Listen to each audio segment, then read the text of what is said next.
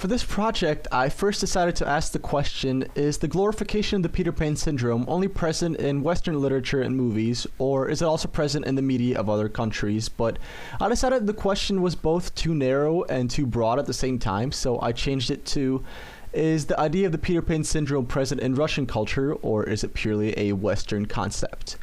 I wanted to look at it a little more broadly, but I speak Russian, so I could do research on the material, and I wouldn't be able to do the same with French or Spanish, so I had to limit myself to one country.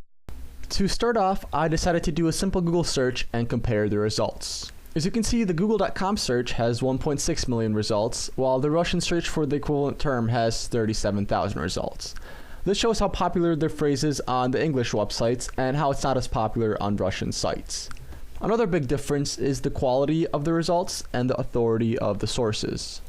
For the US, the top results are from Science Daily, which is a respected science news website, the Huffington Post, Wikipedia, and eHarmony.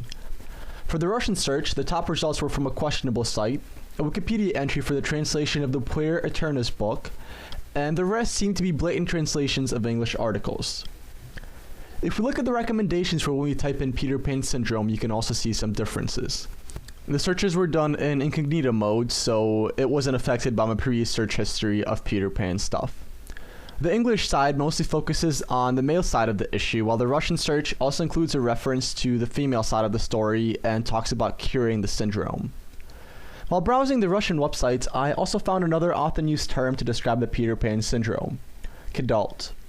Kidult means an adult with childish tastes, or someone older who is still interested in things generally meant for kids. It doesn't seem to be very often used in English articles, but the Russian articles I read use this word a lot more. However, being a kidult does not mean that you have the Peter Pan syndrome. You could be the CEO of a huge company who still plays with Legos, collects Transformers, or enjoys watching Dora the Explorer. Would you fit the definition of a kidult? Yes, you would. But would you be someone with Peter Pan syndrome? Probably not. If you became the CEO through your own hard work, then you're probably responsible and not afraid to tackle the world head on. Being a kidult does not necessarily mean that you suffer from the Peter Pan syndrome, so if a movie or a TV show character is a kidult, he's not necessarily a Peter Pan. To compare the popularity of movies about so-called Peter Pans, I decided to look at the ratings of popular movies featuring these Peter Pan characters on IMDb and a similar Russian movie rating website. The Step Brothers didn't have much of a difference, with a 6.9 rating on IMDb and a 6.2 rating on the Russian site. The Waterboy was actually more popular in Russia with a score of 7.0 versus the IMDb score of 6.1. The same was true for Billy Madison with a 7.0 score on the Russian site and a 6.4 score on the US website.